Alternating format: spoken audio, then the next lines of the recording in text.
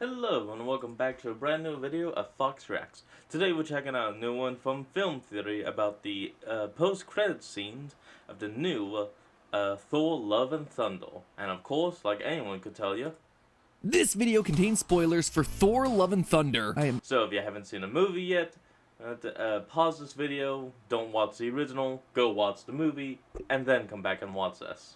Now let's hop into this. Absolutely serious. We worked super hard to get you a Thor Love and Thunder theory up as soon as possible because we knew that this one was going to leave you with some big questions and we wanted to get you some big answers to those big questions. But to do that, we got to cover some big spoilers. So y'all ready? Great. Let's go. Oh yeah. Feels very 80s. Hello, Internet. Welcome to Film Theory, the show that hopes you're mule near that screen so you can hammer the subscribe button. Last time we covered Thor Love and Thunder, we predicted that the trailer's use of the song Sweet Child of Mine was a big clue that the whole movie was going to boil down to a plot point that hadn't yet been revealed. A secret baby. And it turns out we were right on the money. Well, wait, really? Maybe not on the money, maybe slightly adjacent to the money. You see, the big bad of this movie is Gore, a regular non-superpowered alien guy who's got himself a big old vendetta against the gods. Why would he have that, you may ask? Well, shortly after having to watch his young daughter tragically die from dehydration on their desert planet, he happened to encounter one of the actual superhuman beings that his species worshipped as their gods. And, what is it they always say? Don't meet your heroes? Yeah, Gore learned the hard way that a lot of these guys kinda suck, and that all the praying that he and his daughter did for her survival was nothing. Their life of hardship utterly meaningless. But now that Gore has found himself a magic sword that can kill the gods, he plans to do exactly that. For a little bit, at least. He realizes that this sort of mission would take kind of a long time, you know, bumping off gods one by one. Not exactly the scalable solution that Gore here was looking for. So instead, he has himself a scheme to get the job done all at once, Thanos style. He plans to find the cosmic being Eternity and wish all the gods away because apparently the center of the universe just grants wishes now. Gotta admit, things are starting to feel a lot like a Dragon Ball arc. The only thing missing are some androids. Oh yeah, I guess they got them too. Side note, is it just me or does it feel like there are way too many instant genocide buttons here in this universe? Anyway, because they gotta wrap this thing up in one movie, Jane sacrifices herself during the final battle, and the love between her and Thor is enough to change Gore's mind. Instead of wishing everyone else dead, he chooses to wish for his daughter to come back to life. But because he was mortally wounded during the battle, Thor swears that he's gonna protect the child himself, which I'm now realizing is meant to be a thematic rhyme with Odin adopting the abandoned baby Loki on the battlefield, which therefore brings Thor's inheritance arc back around for good, and it's really smartly done, okay? Also, my recording booth just really smells like onions.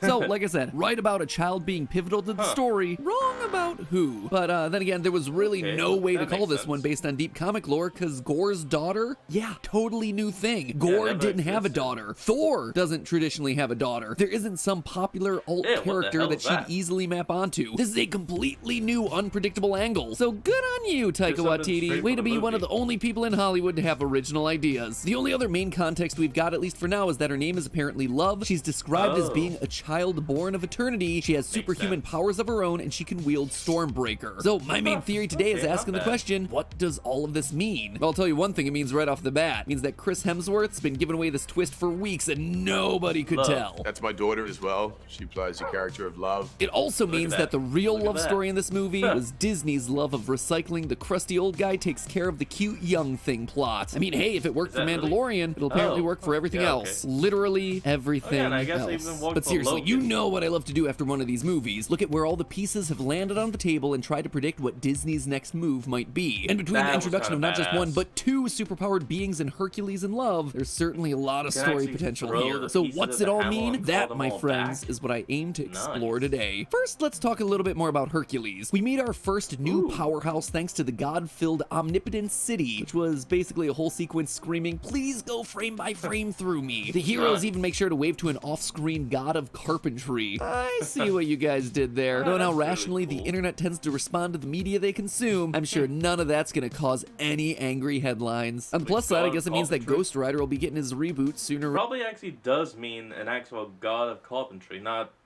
Jesus. He was a carpenter, he was not the god of carpentry. I mean, you got Hephaestus, that's the great god of blacksmithing.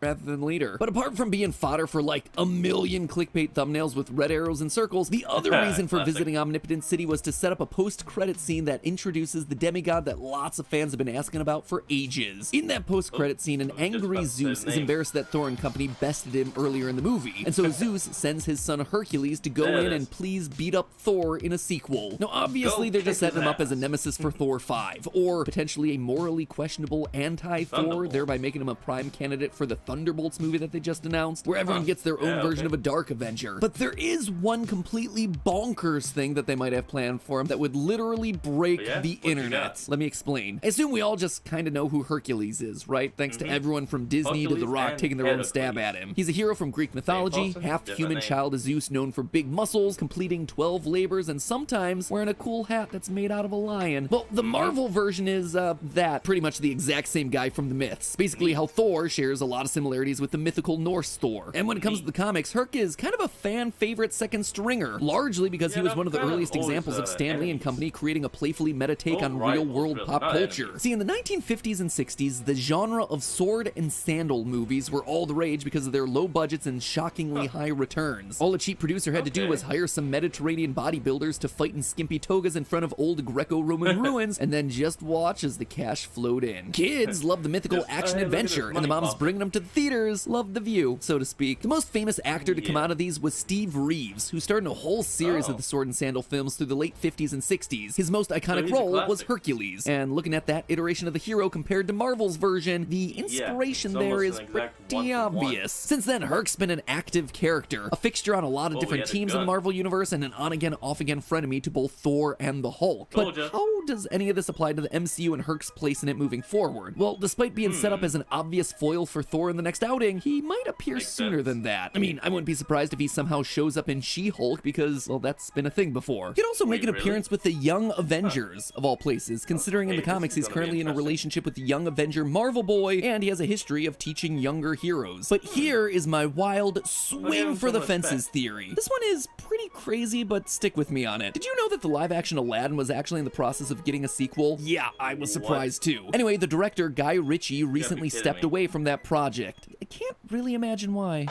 Oh, wow! So, as expected, he moved on to something new. It kind of got overlooked with so many other exciting announcements that Disney's made recently, but he's now doing a live-action remake for Disney's Hercules. Makes sense, going from one classic Disney musical remake to another. But here's the part that really caught my attention. This remake is being produced by the Russo brothers, the brilliant directing duo that gave us Infinity War and Endgame. That's a bit of a weird pivot, don't you think? Superhero guys whose directing and production work have only ever really centered around action stuff, suddenly working on a Disney live-action musical remake? Disney would also suddenly have two live-action Hercs running around, which, I mean, that alone would just confuse people. What if this is the moment that the traditional Disney movie musical crosses over into the MCU? A live-action singing, dancing Hercules in his own adventure, who also moonlights alongside the Guardians of the Galaxy and the Warriors of Asgard, all played by the same guy. A guy, mind you, who has himself a great singing voice and a self-professed love of the Muppets. Oh, there goes Mr. Humbug,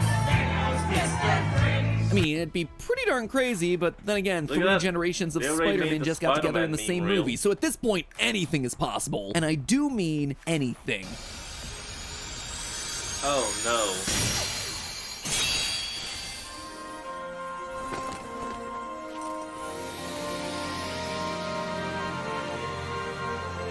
Craziest crossover since Endgame, a Kingdom Hearts movie. I mean, that's what happened last time Disney musicals started to cross over with their other IP. I'm only saying, when you hear Sora say "on your left" 7 years from now, just remember who called it. Who am I kidding? I just want to put this into live action. Say, fellas, did somebody mention the door to darkness? But while I was busy walking out of the theater dreaming of seeing edgelord Mickey on the big screen, to everyone else leaving that theater, the true star of the show was love. And to me, the theory potential for a brand new character like this is infinite. To state the obvious, she's a resurrected dead person, and an adopted commoner being raised by a noble. I mean, that makes her symbolically loaded even before the movie explicitly calls her the child born of eternity and gives her cosmic powers. Really, she acts as a merger of two of Phase 4's dominant story threads. Big cosmic existential questions on the nature of faith in the universe and young heroes inheriting complicated legacies. But just because Love is a new character created for the movies doesn't mean that we can't necessarily look at the comics to find some similarities. Because believe you me, there is plenty to see here. Enough that we can pretty confidently chart where Love is going to be headed as a character. See, cosmically powered kid is a story trope that Marvel Comics has leaned on a lot, especially recently. Plus, Marvel's been using its comics publishing arm as a sort of test kitchen for MCU storylines for the last 15 years or so, which makes these stories definitely worth looking at when you're trying to predict what's coming down the pipe. In particular, there are two that seem to really match up to where Thor and Love are at the end of this new movie. The first is the creatively titled Civil War II, where we see a team led by Iron Man and another team led by Captain Marvel at each other's throats over Ulysses Kane, an inhuman teenager with the ability to see the future. There's a lot of disagreement over whether or not to use Ulysses' power to stop crime before it happens. Basically the plot of Moon Knight. Throughout the conflict, Ulysses' power continues to grow stronger until Eternity himself intervenes, offering Ulysses a place to stay amongst the cosmic pantheon. Now. And we're back.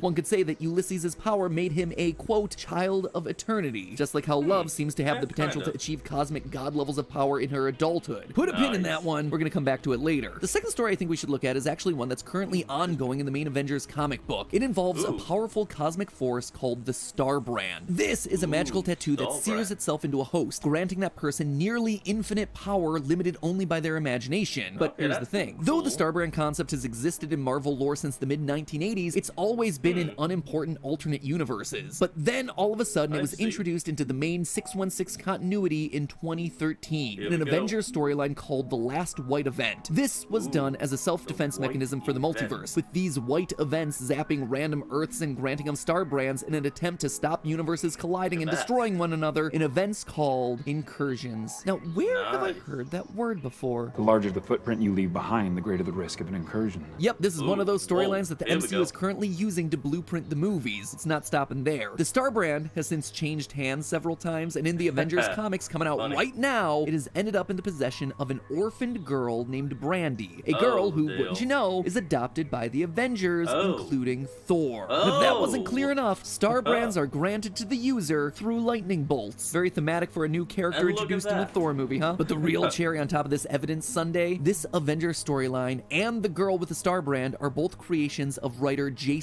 Aaron, same guy who created Gore, same guy who created Jane Foster's Mighty Thor, and the same guy who created the dead Celestial that the Avengers are currently using as their base. This guy's fingerprints are all over the MCU right now. The way I see it, the most exciting option may just be a fusion of both of these stories. Love gets a Star Brand, or perhaps she'll be revealed to be the Star Brand. Either way, this child of eternity has That would actually be cool. Like, sees the start of all the Star Brands. Like, see, has the power, is the power, something happens causing her death, and her energy is released via a lightning bolt, and it just goes from person to person.